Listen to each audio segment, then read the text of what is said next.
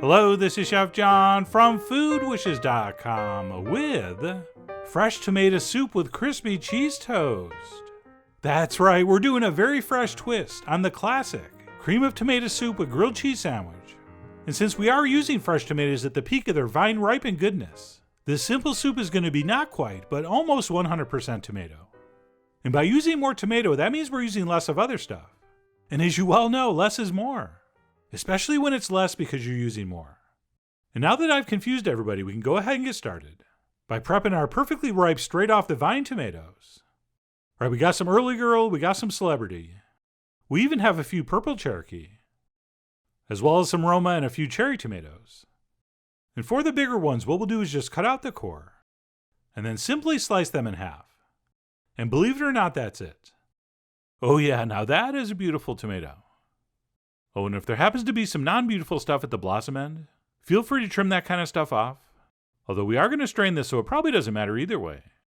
And as far as those little Romas go, that core is so small, all we have to do is cut those in two. And then for the cherry tomatoes, what we'll do is nothing. We will just toss those in as is. And that's it. Once those are prepped, we will head to the stove, where I'm going to melt a lot of butter and a little bit of olive oil. And we'll do that over medium-high heat. And then as soon as that butter is just about melted, we can go ahead and toss in some chopped garlic, as well as our secret ingredient, 1 anchovy fillet. Oh yeah, a little Italian MSG as we call it around the office. And by the way, if you're one of these culinary cowards that's afraid to add the anchovy, please do it anyway. And you're just going to have to trust me on that one. And all we're going to do here is sizzle that stuff in this hot oil and butter for about a minute or so, or maybe even a little less. Okay, we don't want that garlic to take on any color. And then what we'll do once that's sizzled for about 45 seconds to a minute is very quickly but very, very carefully transfer in our tomatoes, along with any and all accumulated juices. And we'll go ahead and poke and settle those down the best we can with a spoon. At which point we'll add a couple big pinches of salt, as well as a fairly small pinch of red pepper flakes, which are of course optional. And then what we'll do over the course of the next few minutes is sort of give this the occasional poking and prodding, and possible stirring, until those tomatoes begin to release their moisture and they start to simmer in their own juices. Or if this recipe can be summed up in one simple phrase, it is tomatoes simmering in their own juices. And what we'll do once those juices have reached a point where pretty much everything is submerged is we'll back our heat down to about medium-low. And then we'll simmer this for about 45 minutes, or until those tomatoes have completely collapsed into a puree. And other than straining out the skin and seeds, and of course tasting for seasoning, that is pretty much it for how we make this soup. Okay, this could not be simpler. So we'll let that simmer for a while.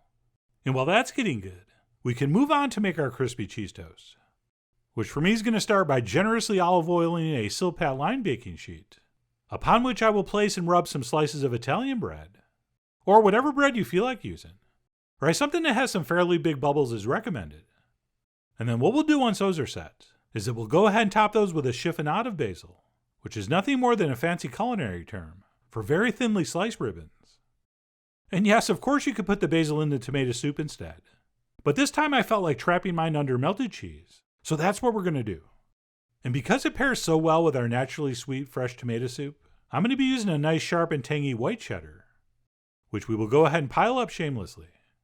And that's it. Once those have been generously topped with cheese, we will go ahead and transfer those into the center of a 450-degree oven for about 15 to 20 minutes, or until our cheese is beautifully browned and everything is nice and crisp, as tested with a fork, because as you all know, fork don't lie.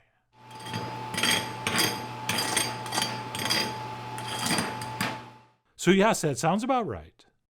And what we'll do is let those cool down to room temp before we serve them with our soup. Oh, and a little piece of advice, make sure you're finishing your soup just about the same time these are ready. Otherwise, what's going to happen if you make these ahead is that you're going to eat them all and won't have any to serve with your soup. And believe me, I speak from experience. So watch your timing on this. And speaking of timing, by now our soup should be just about perfect. And by perfect, I mean every piece of tomato, both big and small, has broken down completely, with the only solids pretty much being skin and seeds, which is pretty much what I had going on right here. And yes, I did sneak a little taste, which was insanely good. But anyway, we'll get to that. What we're going to do now is go ahead and pull that off the heat. And we're going to go ahead and pass that through a mesh strainer. And for that, I think the best tool, as you'll see here, is the back of a ladle. since that's going to do a really nice job of pushing all that juice and flesh through the strainer. And if everything goes according to plan, all you'll be left with is skins and seed. And while you could just blend all this smooth and serve it like that, I think the taste and texture are going to be significantly better if you do this one extra step. But anyway, suit yourself.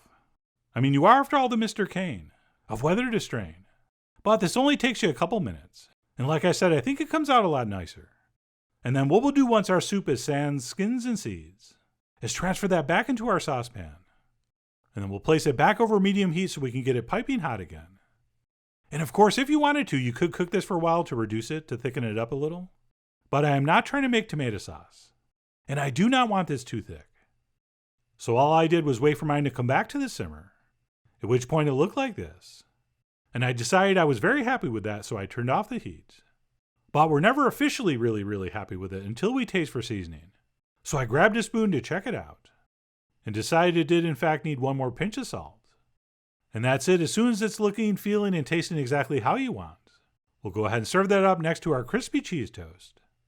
And since I'm contractually obligated to take a few pictures, I decided to do a little bit of olive oil on the top, just to give it a little extra glisten. Or as we used to say back in the day, a little bling. And by the way, I also did give it a shake of cayenne, but you can barely see it. But trust me, it's there. And that's it. My fresh tomato soup with crispy cheese toast was ready to enjoy. And that, my friends, is just a spoon of pure, vine-ripened tomatoey goodness. And don't get me wrong, I do enjoy the traditional cream of tomato soup, with or without a grilled cheese. But when fresh tomatoes are at their peak perfection, this is the only style for me.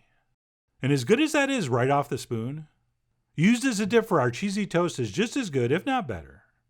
Which reminds me, it's very easy to make tomato soup and grilled cheese sandwiches for like 1 or 2 people.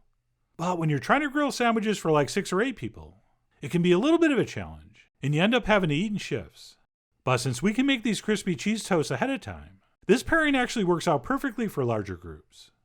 Just as long as I mentioned earlier, you do not eat them all before your soup is done, which can be a problem. A very understandable problem. And while the flavor is completely different, this sort of reminds me of a soup we did a few summers ago, which I believe was called Just Corn Soup, where we made a soup with just basically 100% corn. And the reasons that soup was so great are the same reasons this soup is so great. And that's because we're enjoying a seasonal vegetable without a bunch of other stuff getting in the way of that natural goodness.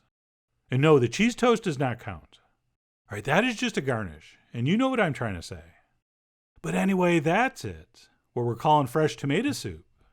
I would have to say this might be my 3rd favorite way to eat fresh tomatoes. All right, the best way is just plucking them off the vine and eating them like an apple. And then the second will be a tomato sandwich on white bread with mayonnaise. But this is right up there with those.